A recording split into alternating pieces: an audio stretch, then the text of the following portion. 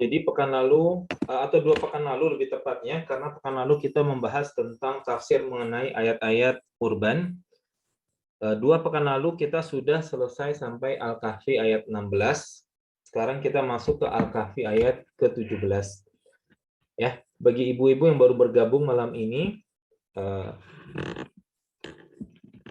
acuan yang saya pakai untuk Al-Kahfi ini adalah dari 2 ustadz, Ustadz Firanda dan Ustadz Rayhanul Bahrain. Kemudian kitab yang saya pakai untuk membahas kitab ini, Al-Kahfi, adalah kitab yang ditulis oleh Abdurrahman bin Nasir As-Sa'di. Kemudian juga ditulis oleh, ada juga kitab khusus membahas tentang tafsir Al-Kahfi yang ditulis oleh Muhammad bin Shalih Al-Utsaimin. Kemudian ada juga kitab Ibnu Katsir, ya. Khusus selain Abdurrahman bin Nasir As-Sa'di itu bahasa Arab, yang lainnya berbahasa Indonesia ya terjemahannya, tetapi saya juga sambil melihat atau mendengarkan, memperhatikan dari 2 ustadz yang sudah saya jelaskan barusan. Jadi kita sekarang masuk ke ayat ke-17. Ya, ayat ke-17. A'udzubillahi minasyaitonir rajim. وترى الشمس إذا طلعت تزاور عن كهفهم ذات اليمين وإذا غربت تقرضهم ذات الشمال وهم في فجوة منه ذلك من آيات الله من يهد الله فهو المهتد ومن يضلل فلن تجد له وليا مرشدا. Wataroshamsa. Jadi kalau kamu melihat, ya, ini Allah sedang mendeskripsikan bagaimana posisi guanya, ya. Gua yang di sini disebut sebagai Al-Kahfi, ya. Ada juga pekan lalu kita membahas nama bahasa Arab, ya. Untuk gua itu juga ada Al-Ghar, bukan nama sih, apa namanya? Istilah, ya, kata goa gitu ya. Dalam bahasa Arab bisa berarti kahfi, ya, kahfun, bisa juga berarti al-ghar, ya. Gharun itu untuk gua yang kecil, ya. Sedangkan al-kahfi di sini adalah gua yang bisa muat 7 orang beserta anjingnya, gitu ya. Jadi di sini al-kahfi adalah gua yang ukurannya cukup besar, bukan gua kecil, bukan seperti gua Hira atau gua Sur, ya. Gua Tur yang dipakai oleh Nabi dan Abu Bakar itu diistilahkan oleh Allah sebagai al-ghar, ya, gha, alif, ya, kemudian ra. Sedangkan al-kahfi di sini digunakan untuk gua yang lebih besar. Wa tarasyamsa, jika kamu melihat matahari, idza tala'at tazawaru an kahfihim datal yamini, ya. Ketika matahari terbit, ya, tala'at itu ketika terbit, jika terbit, condong dari gua tazawaru an kafihim, condong dari gua mereka ke sebelah kanan. Ya, jadi ketika terbit, posisi matahari itu ada di sebelah kanan. Ya, ini terjemahan secara yang saya pahami dan dari Ustadz Firanda juga. Ketika terbit, matahari ada di posisi sebelah kanan. Wa idza gharabat taqribuhum dzatasyimali. Ya, dan bila matahari terbenam menjauhi mereka ke sebelah kiri. Jadi seolah-olah Allah menggambarkan bahwa ketika terbit, ya, matahari ada di sebelah kanan, ketika matahari terbenam, matahari ada di sebelah kiri, gitu. Ya, berarti beberapa ahli tafsir itu mereka mengambil kesimpulan bahwa guanya ini, mulut guanya itu arahnya ke arah utara. Ya, mulut guanya arahnya ke utara. Ya, beberapa ahli tafsir menafsirkan seperti itu. Walaupun ada ahli tafsir yang lain kemudian mengatakan tidak seperti itu, gitu ya. Karena ada yang menafsirkan bahwa taqriduhum artinya memotong, ya. Berarti ketika matahari lagi terbenam itu, sinar matahari itu dipotong, ada yang masuk, ya, memasuki gua, sehingga gua tidak selalu dalam keadaan gelap. Ya, gua tidak selalu dalam keadaan gelap, ya, menurut ahli tafsir yang lain. Ya. Jadi menurut ahli tafsir ada yang bilang bahwa ini guanya mengarah ke utara.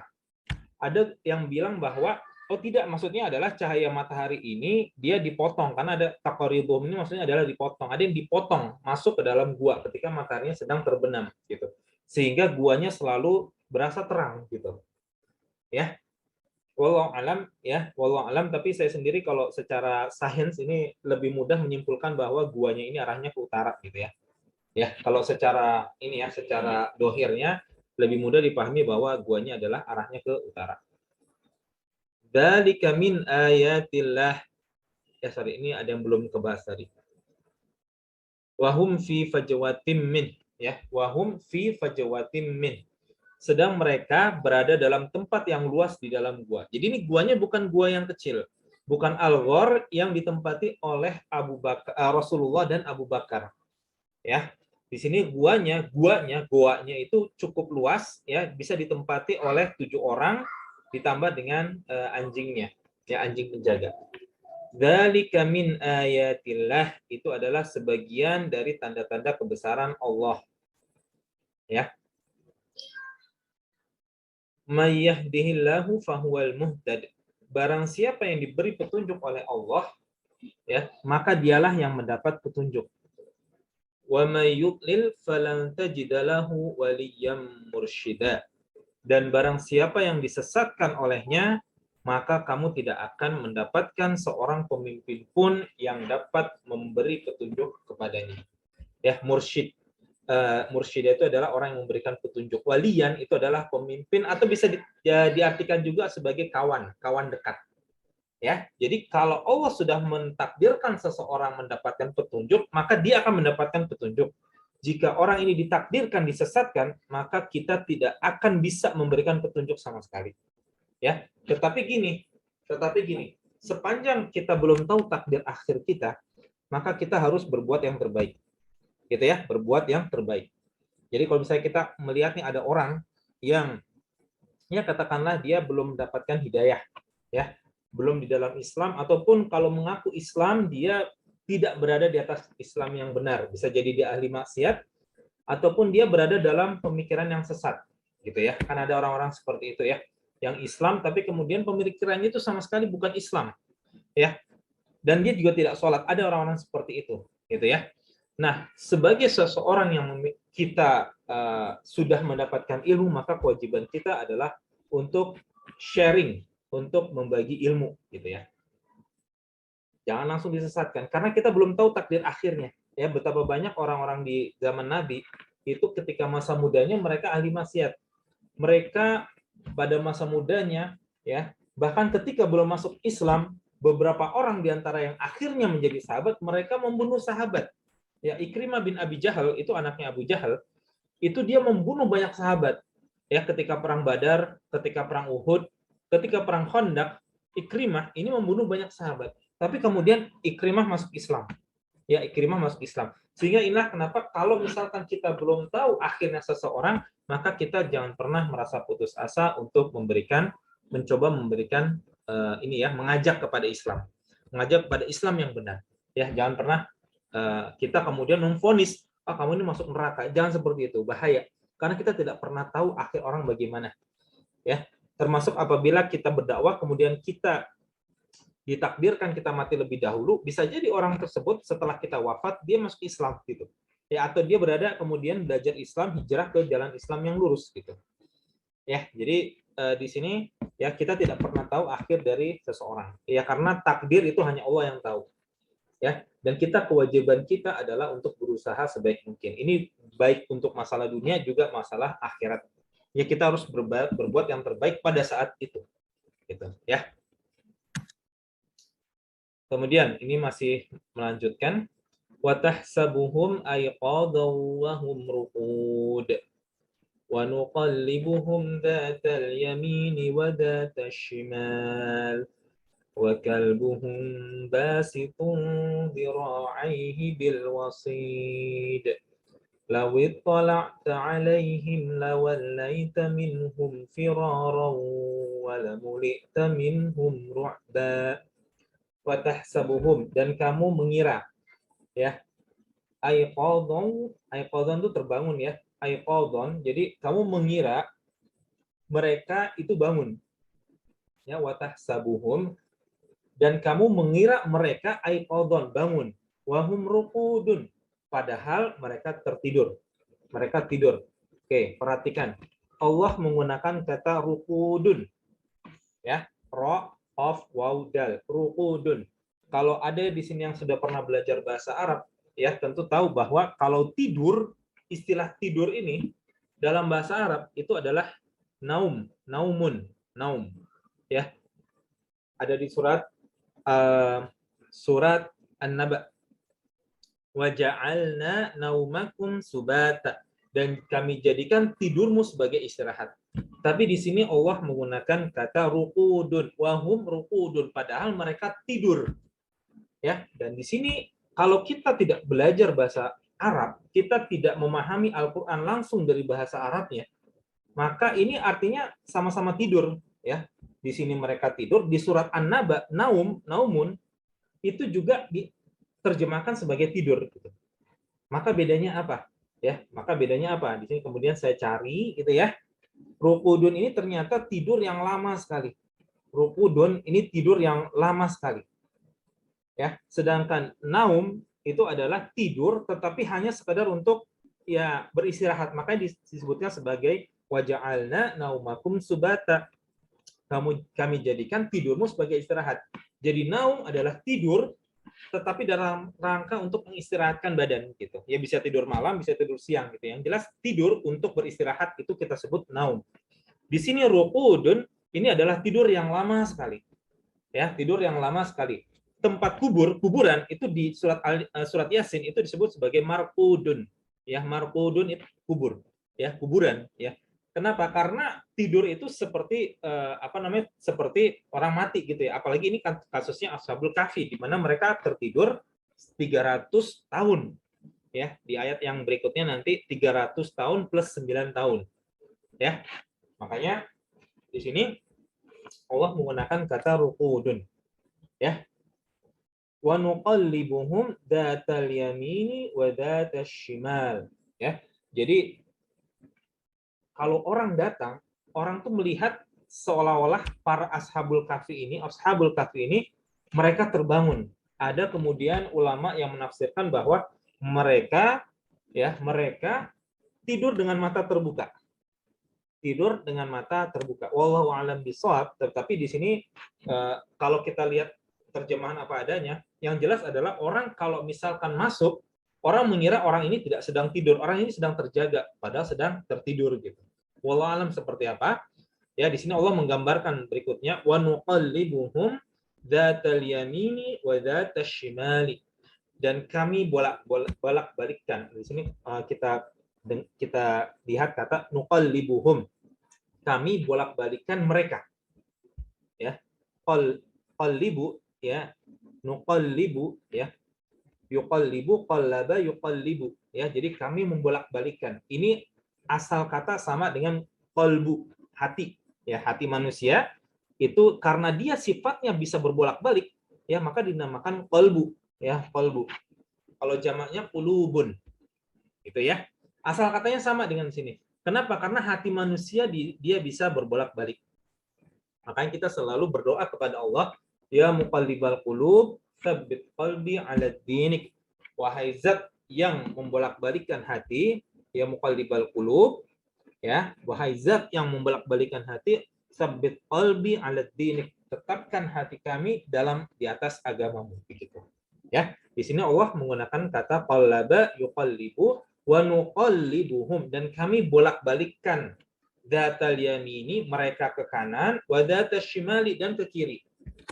Ya, jadi ketika mereka tidur, mereka tidak tertidur dengan satu sisi saja, tetapi mereka kadang-kadang beralaskan sebelah kanan, kadang-kadang ke sebelah kiri. Ya, dan ini memang kalau misalkan kita baca ya, kalau nempel satu kanan saja nanti bisa pegel gitu kan ya, satu kanan itu akan jadi rusak gitu. Ya. Makanya ibu kalau tertidur di sini, ya itu biasanya bolak-balik secara refleks gitu. Ya, satu sisi pegel kemudian berpindah posisi begitu. Ya, sehingga tidak cepat hancur satu sisi. Ya, karena sifatnya bumi itu dia memakan jasad. Ya, nah supaya tidak terjadi maka dibolak-balikan. Yang tadinya tidak mendapatkan udara segar gitu ya, karena ada di posisi bawah, Maka sekarang gantian ya dengan sisi yang lain ya. Wa kalbuhum, dan anjing mereka basitun dira'aihi bil wasid. Anjing mereka menjulurkan ya, basitun ya, menjulurkan, basitun itu menjulurkan, dira'aihi ya, kedua lengannya, bil wasid, di muka pintu gua gitu ya. Jadi ini anjingnya ya, anjingnya ini ternyata tidak masuk gitu ya, tetapi dia berjaga di depan guanya ya, di pintu gua, tidak ikut masuk ke dalam ya. Maka di sini ada ulama yang menafsirkan anjing di sini adalah anjing untuk menjaga Ashabul Kahfi, atau anjing, salah satu anjing peliharaan dari Ashabul Kahfi ya. Dan ibu-ibu di sini saya sangat menyarankan untuk tidak memelihara anjing gitu kan ya, karena adanya anjing di dalam rumah itu bisa mengurangi pahala ya, sebesar 1 qirah. 1 qirah itu sebesar 1 gunung Uhud ya setiap harinya. Jadi jangan kalau memang perlu anjing, maka anjingnya itu jangan di dalam rumah ya. Posisinya itu jangan di dalam rumah, karena anjing ini fungsinya untuk menjaga. Ya, bisa juga anjing untuk berburu, itu juga boleh ya. Itu posisi juga jangan rumah, di dalam rumah, dipisahkan tempatnya, kandangnya ya, kalau untuk anjing untuk berburu ya. Tetapi mungkin ibu-ibu di sini, suami ibu-ibu di sini mungkin hampir tidak ada yang ya, kalau tinggal di kota ya, hampir tidak ada yang berprofesi sebagai pemburu. Tapi kalau zaman dulu ya, anjing boleh digunakan sebagai alat untuk berburu gitu ya, berburu rusa misalnya. Kita lepaskan anjing dengan mengucapkan bismillah, bismillahi Allahu akbar gitu. Nah, ketika anjing itu menerkam, mati karena terkaman anjing, maka daging hasil buruannya itu halal untuk kita. Ya, tetapi bekas gigitannya itu halal sebenarnya buat kita, tetapi beberapa ulama menyarankan itu sebagai sedekah untuk anjing gitu ya. Ya, jadi kalau misalnya kita berburu rusa menggunakan anjing, maka kita lepaskan dengan basmalah ketika melepaskan anjing. Ketika dia mendapatkan hewan buruan, maka hewan buruan itu halal untuk dimakan. Lawit tala'ta alaihim lawallaita minhum firara walamulita minhum ru'ba. Ya.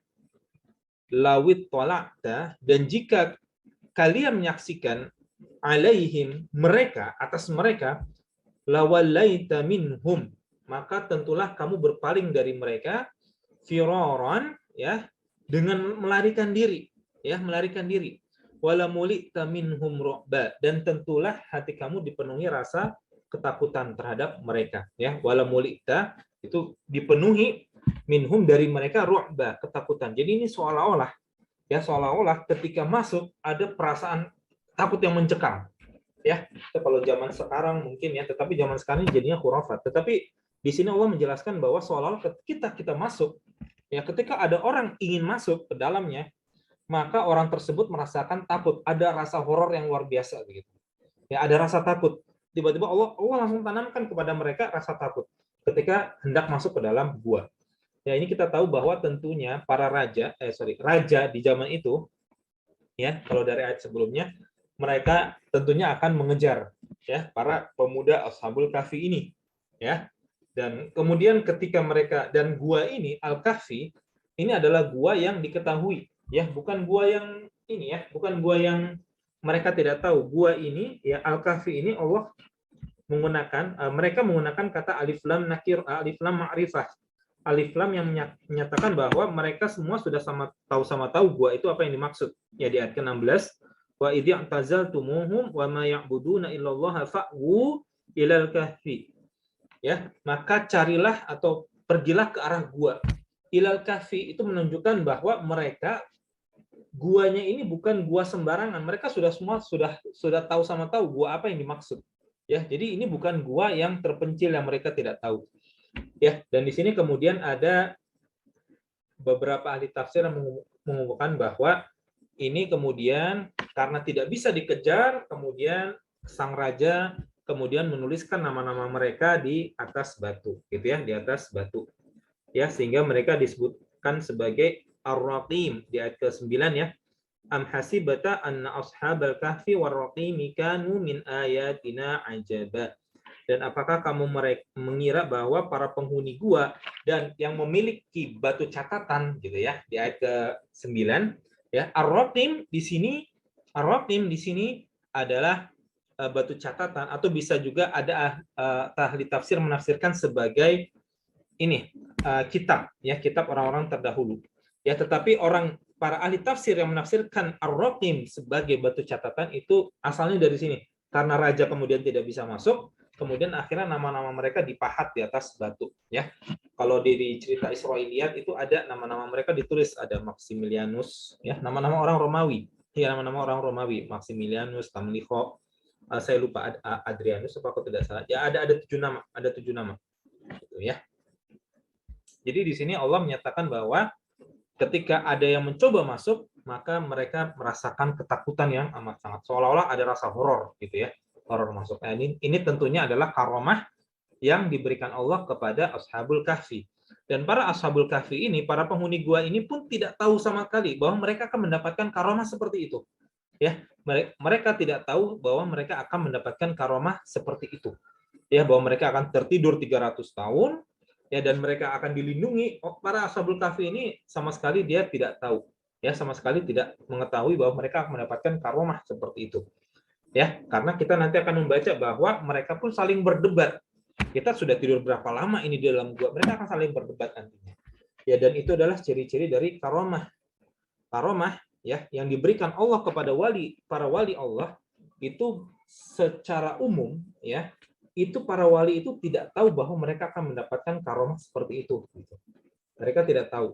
Kalau mereka tahu, ya, kalau kita menanyakan orang bahwa dia tahu akan melakukan suatu perkara ajaib yang luar biasa, dia sudah tahu nih, ya, maka kemungkinan besar itu akan menjadi seperti sihir, ya, maka kemungkinan besar itu adalah sihir. Kalau dia sudah tahu, ya, dia sudah tahu bahwa saya akan bisa jalan di atas air misalnya, ya, tidak menggunakan alat segala macam. Nah, itu kemungkinan besar sihir.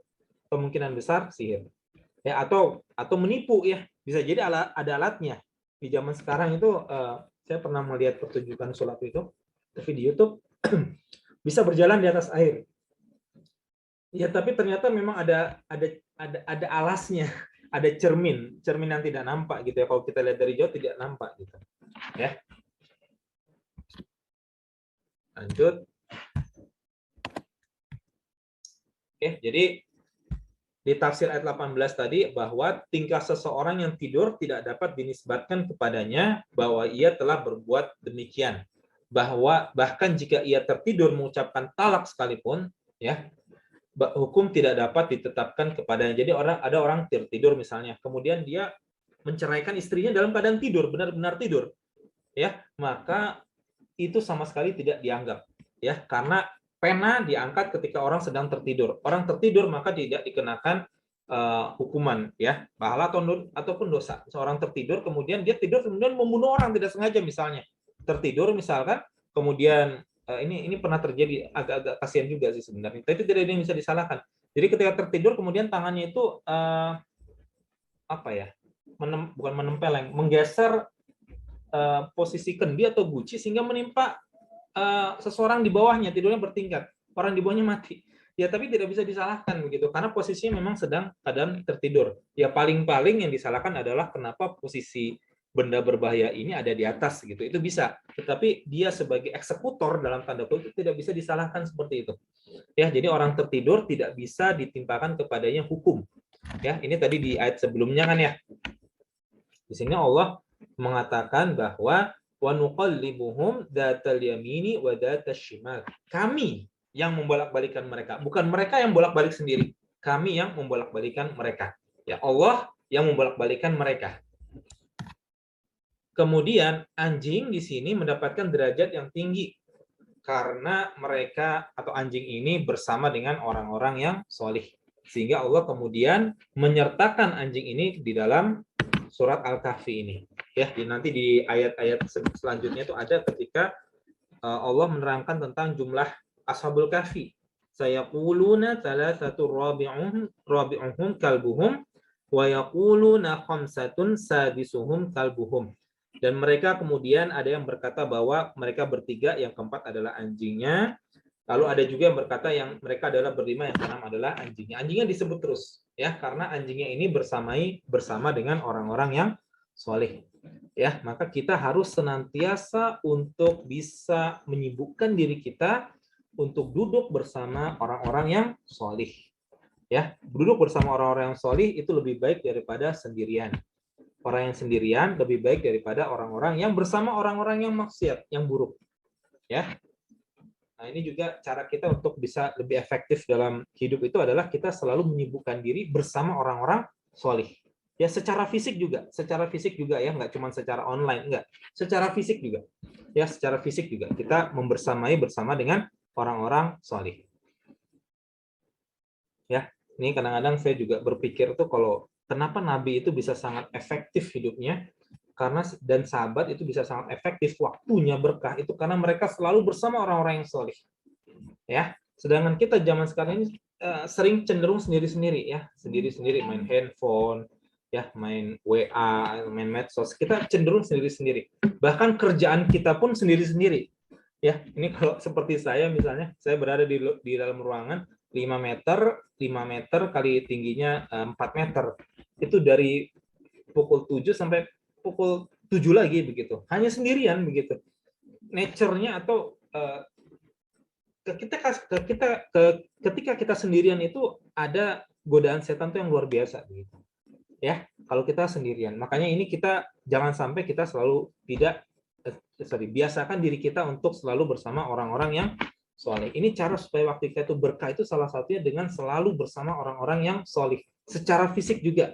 Ya, secara fisik juga. Bukan cuma secara online, bukan. Tapi secara fisik selalu membersamai dengan orang-orang yang soleh. Ya, kita kerja misalnya, cari tempat kerja yang di mana di situ satu ruangan orang-orang soleh. Nah, itu biasanya efektif. Tapi kalau kita sendiri, ya, kemudian bermain mengerjakan di laptop misalnya sendirian, itu biasanya akan sangat-sangat luar biasa distraksinya, gangguannya akan sangat luar biasa. Cepat rasa bosan, ketika rasa bosan ya maka kemudian melihat ke dalam laptop, pindah browser misalnya. Beda misalkan kalau kita bersama dengan orang-orang soleh, kalau kita bosan maka kita bisa ya mencoba untuk menimba ilmu dari teman kita di ruangan tersebut begitu. Ya, jadi di sini Allah menisbatkan anjing kepada kelompok pemuda, anjing yang ikut ke pemuda. Pada surat Al-Fil, Allah menisbatkan Abraha dan bala tentaranya kepada gajah. Jadi turun level, gitu ya. Anjing karena bersama orang-orang soleh, anjingnya ini naik derajatnya. Sedangkan surat Al-Fil, ya Allah menisbatkan Abraha dan bala tentaranya kepada hewan, ya diturunkan. Ya, diturunkan menjadi hewan gitu. Jadi sini anjingnya disebut bagian dari Ashabul Kahfi. Kalau di surat Al-Fil ya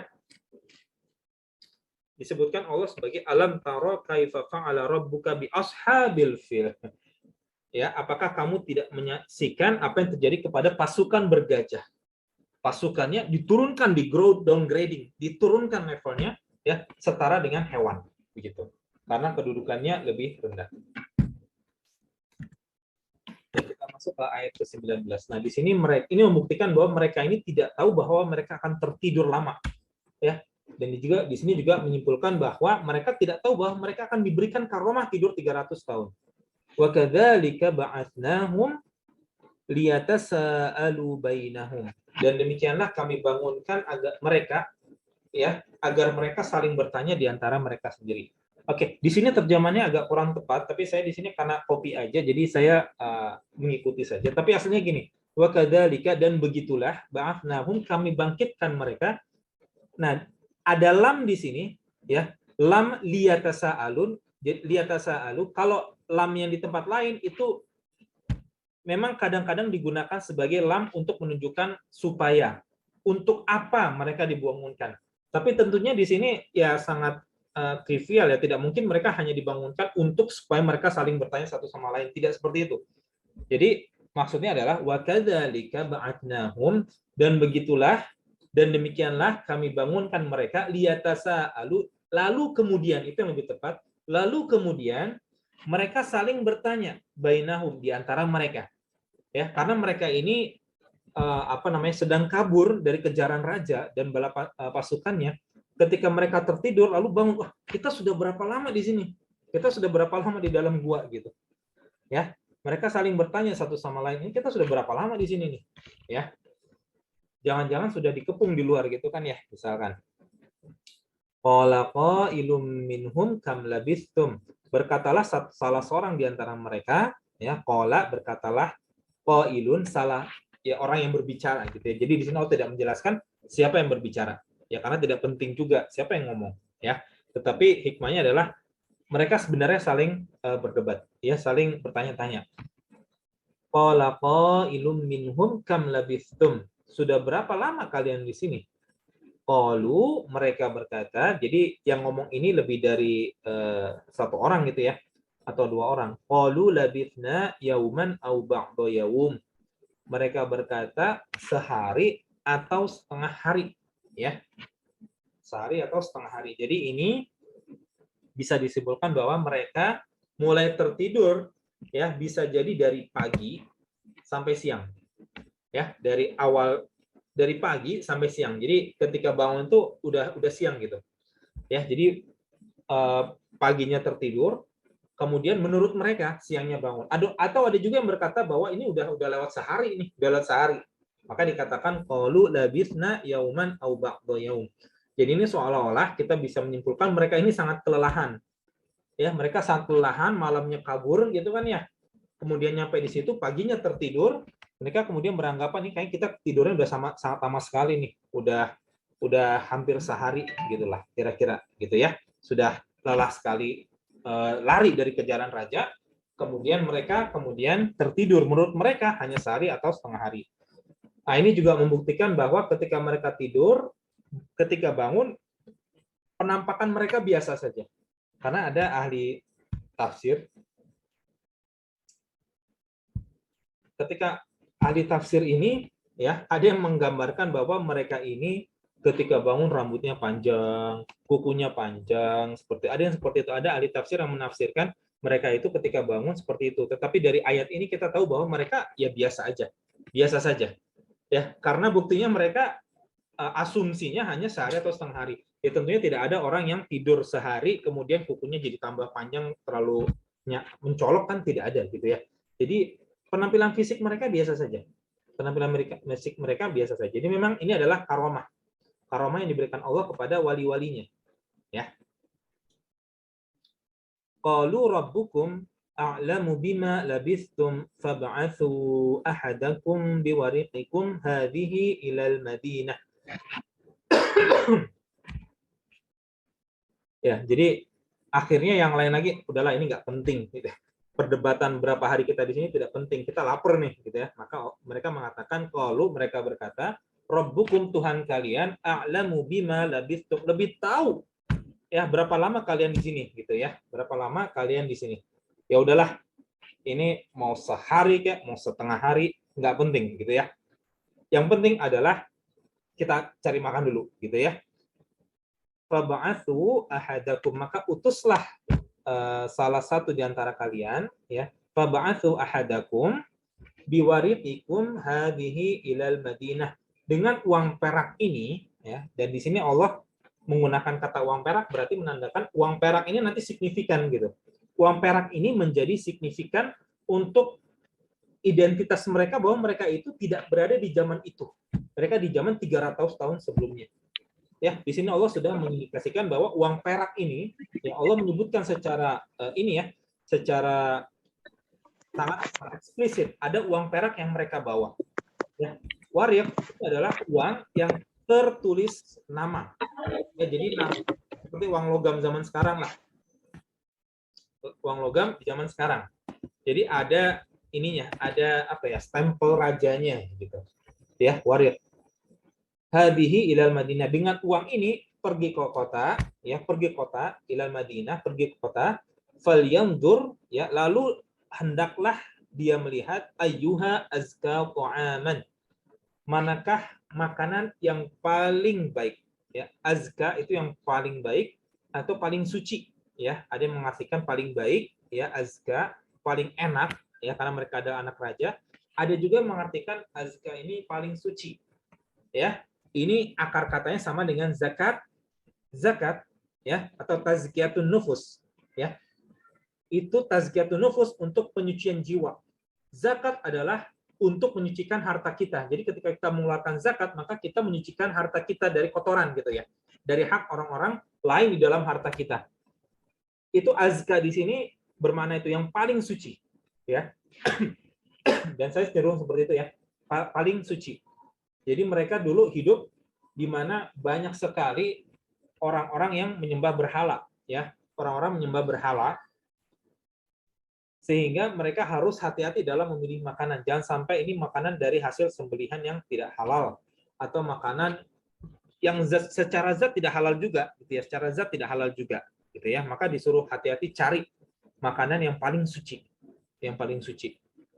Ya, jadi ada ulama tafsir yang menafsirkan bahwa di sini maksudnya bisa jadi di zaman mereka ada juga orang-orang seperti mereka, tapi mereka menyembunyikan keimanannya, ya, menyembunyikan keimanannya. Maka mereka harus hati-hati kalau memilih-milih makanan.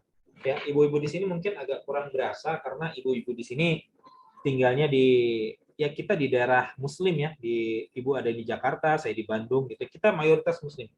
Tapi kalau saya dulu tinggal di luar negeri, itu di negara yang minoritas Muslimnya, itu harus hati-hati cari makanan. Mana nih makanan yang halal gitu, makan makanan yang halal.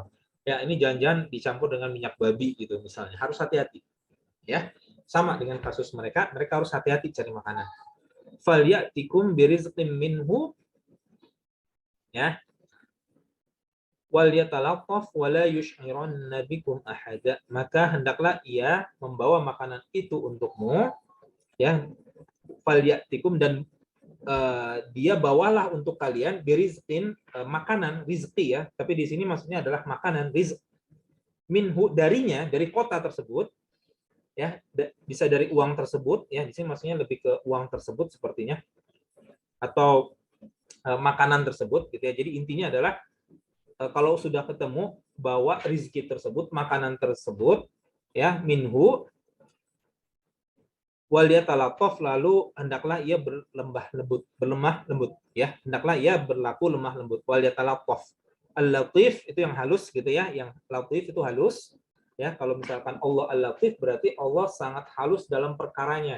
Jadi ketika Allah itu menakdirkan sesuatu itu kadang-kadang kita tidak sadar kita sedang mengikuti apa yang Allah takdirkan untuk kita. Itu maksud al-latif, Allah sebagai al-latif ya. Dan ini banyak sekali ibu-ibu di sini, saya yakin pengalaman hidup membuktikan bahwa ketika kita menjalani hidup, Allah itu al-latif. Pelan-pelan kita mengikuti apa yang dimaui Allah. Ya, kalau kita sabar, ya, kalau kita sabar. Saya juga sedang berlatih, semoga kita sabar, gitu ya.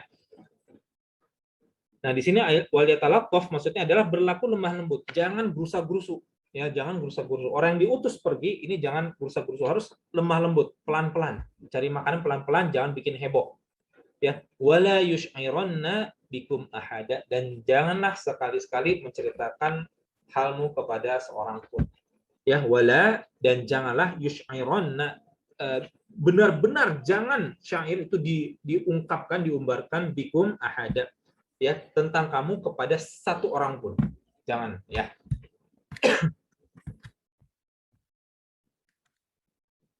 Oke, kita lanjut. Innahum iyadharu alaikum yarjumukum au yu'idukum fi millatihim walan tuflihu idan abada. Innahum, sesungguhnya jika mereka iyadharu, mengetahui, alaikum, ke atas kalian, ya, maksudnya adalah kalau mereka tahu tempat kita nih, ya, yarjumukum, maka niscaya kamu akan dirajam, ya, yarjumukum, rajam ya. Di sini artinya maksudnya adalah rajam. Kita akan dirajam nih.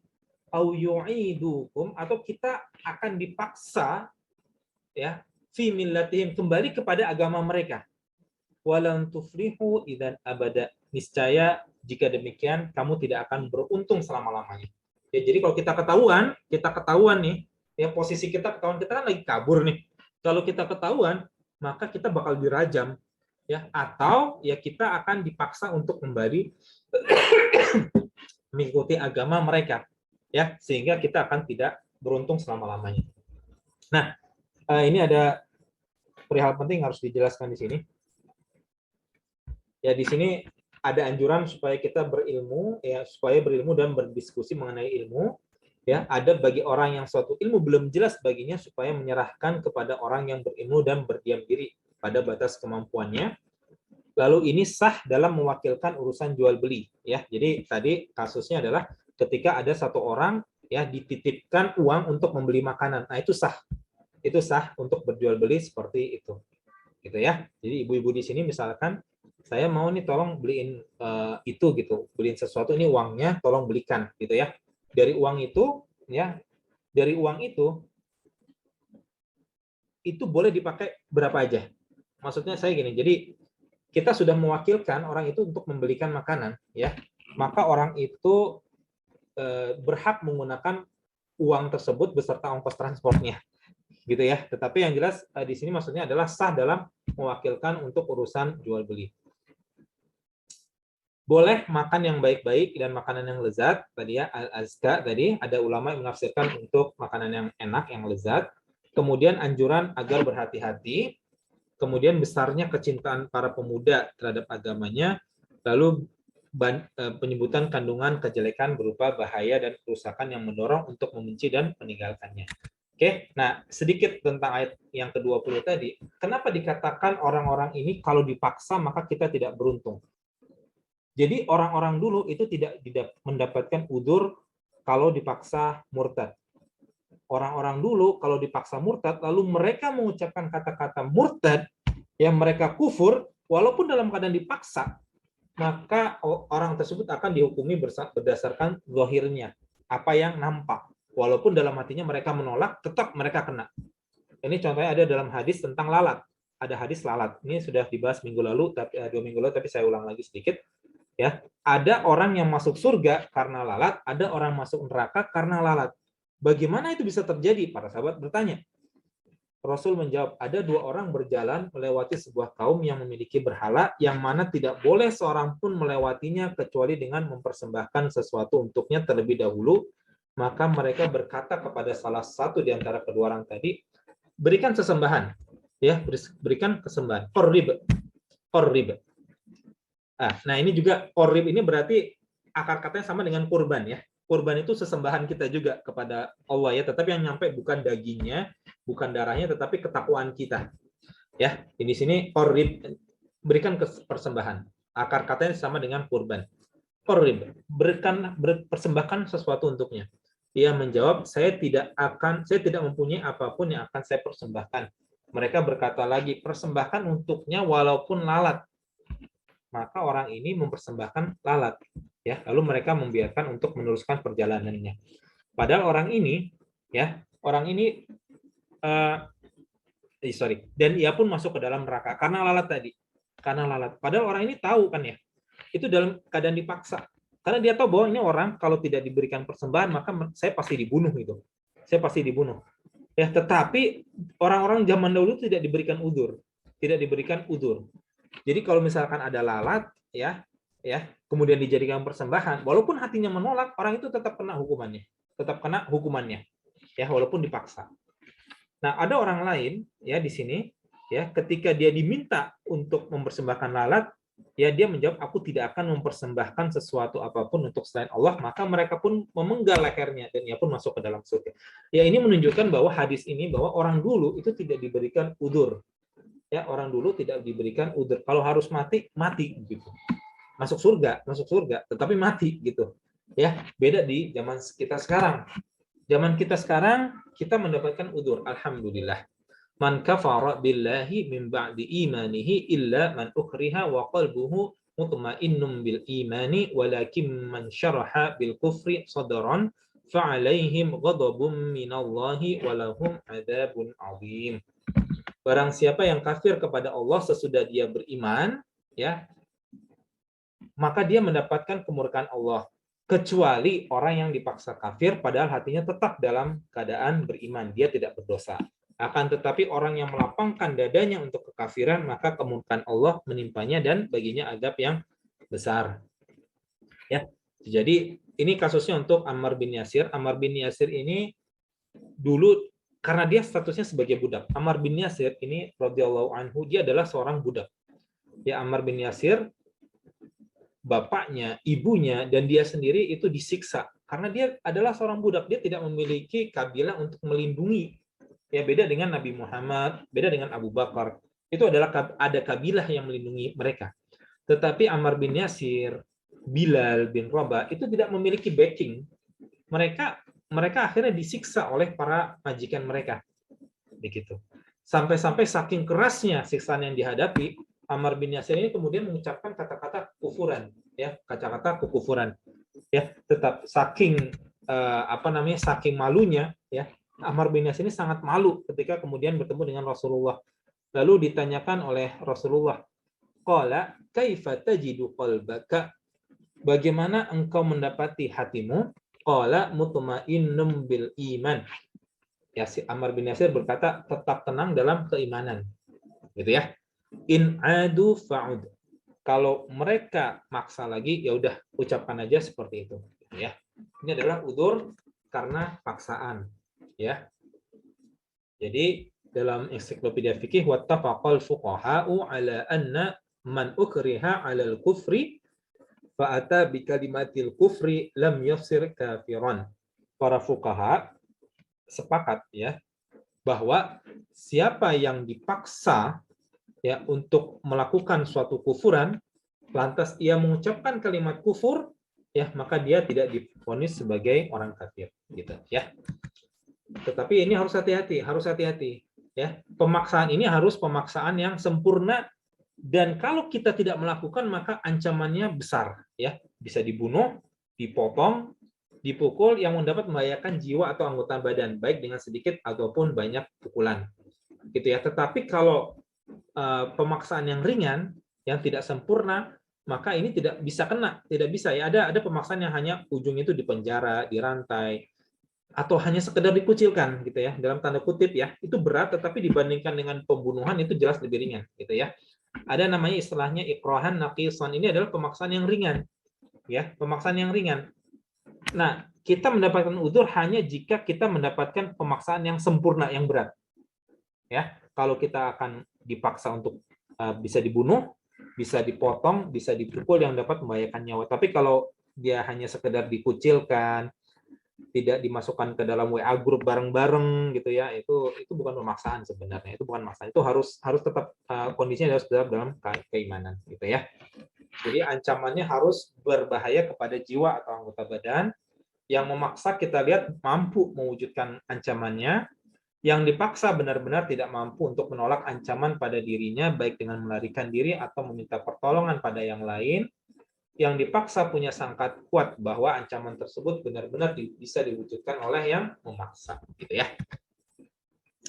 Ada juga yang memilih mati, misalkan seperti Bilal bin Rabah, maka ini juga diperbolehkan kalau kuat, ya Bu, ya. Ini kalau kuat. Oke, terakhir ya, ayat ke-21. وَكَذَلِكَ أَعْثَرْنَا عَلَيْهِمْ لِيَعْلَمُوا أَنَّ وَعْدَ اللَّهِ حَقٌّ وَأَنَّ السَّاعَةَ لَا رَيْبَ فِيهَا إِذْ يَتَنَازَعُونَ بَيْنَهُمْ أَمْرَهُمْ فَقَالُوا ابْنُوا عَلَيْهِمْ بُنْيَانًا رَبُّهُمْ أَعْلَمُ بِهِمْ قَالَ الَّذِينَ غَلَبُوا عَلَى أَمْرِهِمْ لَنَتَّخِذَنَّ عَلَيْهِمْ مَسْجِدًا. Ya. Jadi ini tadi orang yang diutus ke kota membawa uang perak tadi, ya. Itu berarti Allah sudah mengindikasikan bahwa uang perak ini akan menjadi penentu, gitu ya, akan menjadi bukti bahwa mereka tidak hidup di zaman itu. Ya. Jadi ini singkat kisah bahwa mereka kemudian si orang yang diutus bertemu dengan orang yang menjual makanan, begitu. Ini dalam kitab-kitab tafsir, penjual makanan, kemudian akhirnya penjualnya ini ketika melihat uang tersebut, ini tahu, ini kayaknya orang tersebut, si orang yang diutus, Ashabul Kahfi, salah satu di antara mereka, ini menemukan harta karun. Ashabul Kahfinya menolak, itu uang saya kok, itu uang saya, gitu ya, itu uang saya. Akhirnya mereka berdebat, akhirnya kedengaran oleh raja, ya, kemudian raja berbicara dengan Ashabul Kahfi ini, ya. Kemudian rajanya akhirnya diminta untuk dibawa oleh si utusan Ashabul Kahfi ini ke guanya, gitu ya, ke guanya. Nah, ketika dibawa ke gua, maka Ashabul Kahfi ini kemudian bertemu dengan manusia, ya, bertemu dengan manusia. Jadi ada cerita bahwa jangan masuk dulu, ya, jangan masuk dulu. Rajanya tidak boleh masuk dulu. Dia bertemu ke dalam, gitu ya, si utusan ini supaya memberitahu teman-temannya bahwa ini rajanya, ya, sudah bukan raja zaman kita. Rajanya ini sudah sudah lebih baik, gitu ya, sudah baik. Jadi membebaskan masyarakat untuk memeluk agamanya sendiri-sendiri, gitu ya. Ada yang mengatakan bahwa ini hidup di zaman Romawi, ya, di mana raja Romawinya sudah memeluk agama Kristen. Tetapi beda dengan Kristennya Ashabul Kahfi, ya. Ini karena Kristennya Ashabul Kahfi ini benar-benar, ya, Kristen awal sekali. Kristen awal sekali. Jadi masih Kristen Nasrani yang muwahhidun, yang mengesahkan Allah gitu, ya. Yang mengesahkan Allah, tidak menggunakan prinsip trinitas gitu. Ya, tetapi itu masih jauh lebih baik daripada raja-raja di zaman mereka yang memang anti Nasrani gitu ya, secara mutlak gitu ya. Anti agama tauhid secara mutlak gitu ya. Nah, jadi si utusan ini kemudian memberitahu teman-temannya keluar, nah baru kemudian wa kadzalika a'tsarna 'alaihim. Kami pertemukan manusia dengan mereka. Liya'lamu, ya, supaya mereka tahu anna wa'dallahi haqq, bahwa janji Allah itu benar.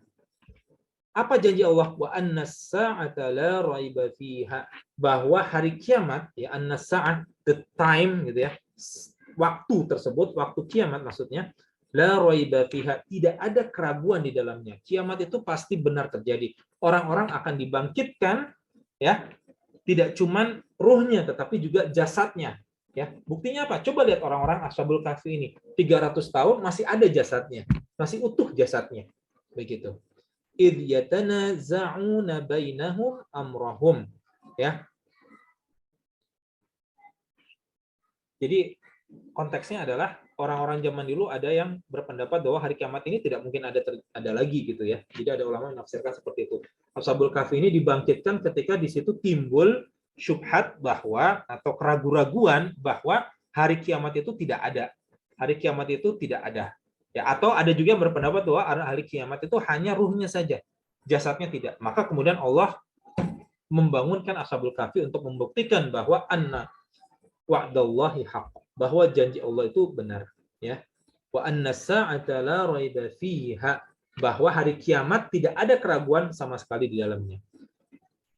Idh yatanaza'una bainahum amrahum, ketika orang-orang itu berselisih tentang urusan mereka, faqalu banu alaihim bunyana, maka mereka berkata, dirikanlah bangunan, ya, di atas gua mereka. Ya, jadi ini kisahnya ini agak loncat, karena kalau, ya, ini sudah pernah saya bahas ketika membahas surat Yusuf, ada fast ini ya, apa namanya, perubahan transisi yang sangat cepat gitu ya.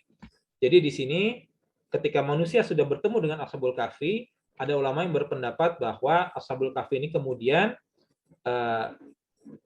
balik lagi ke dalam gua, ya, akhirnya mereka kemudian dimatikan.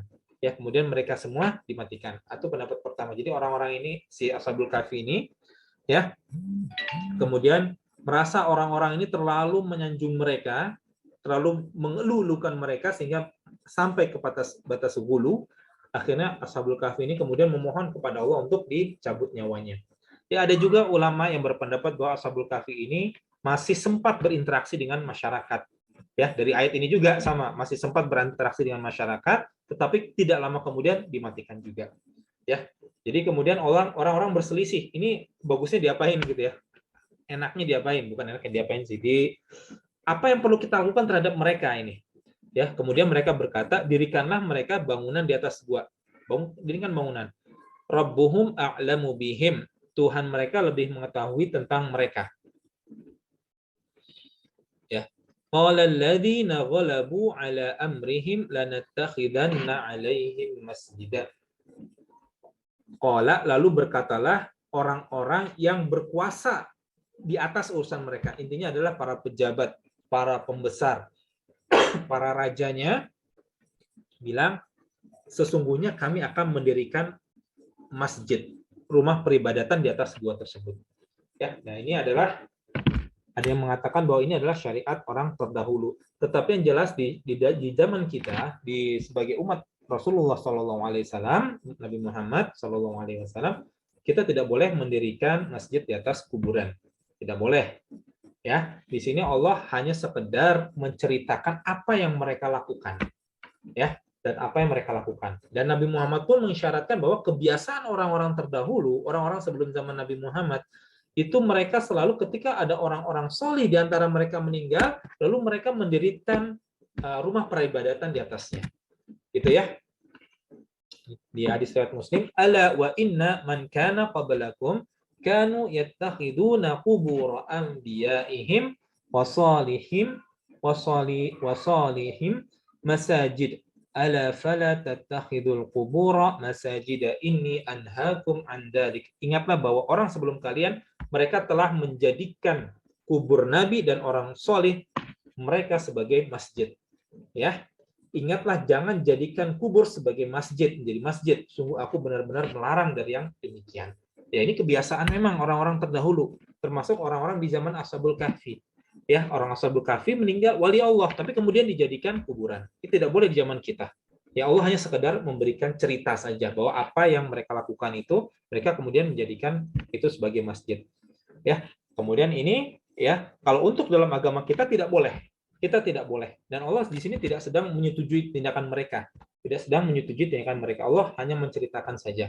Maka Allah menggunakan kata orang-orang yang berkuasa di atas mereka. Ya, bukan orang-orang yang berilmu di atas mereka, bukan. Tapi orang-orang sekedar orang-orang yang berkuasa. Kadang-kadang orang berkuasa ini kan bertindak tanpa ininya ya, tanpa ilmu gitu ya. Hanya sekedar menceritakan apa yang mereka lakukan gitu ya. Tetapi zaman kita tidak boleh menjadikan kuburan sebagai masjid. Tidak boleh. Ini juga diriwayatkan oleh Ummu Salamah, ulaika qaumun, ya, jadi Ummu Salamah ini melihat gereja di negeri Habasyah atau Ethiopia zaman sekarang, kemudian menceritakan ada gambar-gambar. Ya, kemudian Rasulullah berkata, ulaika mereka qaumun kaum idza mata fihim, kalau ada yang meninggal di antara mereka abdus sholih, orang solih. Jadi kalau ada orang solih di antara mereka meninggal, awir rajulus sholih, atau laki-laki yang solih yang meninggal, banau ala qabrihi, mereka mendirikan di atas kubur mereka masjid, wasawwaru, dan mereka menggambarkan fihi, di dalamnya, tilkaswar, gambar-gambar. Mereka menggambarkan orang-orang salih di dalamnya. Ulaika syirarul khalqi indallah, mereka inilah jelek-jelek makhluk di sisi Allah. Masya Allah, ini kalau kita lihat ya Bu ya, kalau misalnya kita lihat ini Masjid Hagia Sophia itu kan bekas gereja ini ya, bekas gereja Konstantinopel. Itu banyak mozaik orang-orang yang dianggap solih. Ya, dan di dalam itu ada kuburan sebenarnya. Ada kuburan di dalam itu, di dalam Masjid Hagia Sophia itu, yang dulunya gereja. Kuburan raja dari Romawi gitu. Jadi mereka memang kebiasaannya seperti itu. Ya, orang-orang yang solih di antara mereka meninggal, lalu didirikanlah rumah peribadatan. Ini kemudian diikuti oleh kaum muslimin. Nggak boleh sebenarnya, nggak boleh. Orang meninggal jadikan kubur, lalu kuburnya jadikan masjid, ya, tanpa ingin menyebutkan nama, ya, tetapi saya sangat menyayangkan ada seseorang pemimpin di negeri ini yang anaknya insya Allah soleh, wallahu alam, baru meninggal kemudian ingin mendirikan masjid. Nggak boleh, harusnya nggak boleh. Saya sudah mencoba mengingatkan, tapi wallahu alam mungkin ada mungkin posisinya tidak pas di situ, tidak pas di atas kuburannya, saya berharap seperti itu, tapi aslinya adalah jangan menjadikan kuburan lalu kita dirikan masjid di atas kuburan tersebut. Tidak boleh. Itu mengikuti gaya orang-orang sebelum kita. Dan itu sudah dilarang oleh Rasulullah. Tidak boleh. Haram. Ya, haram. Tidak boleh.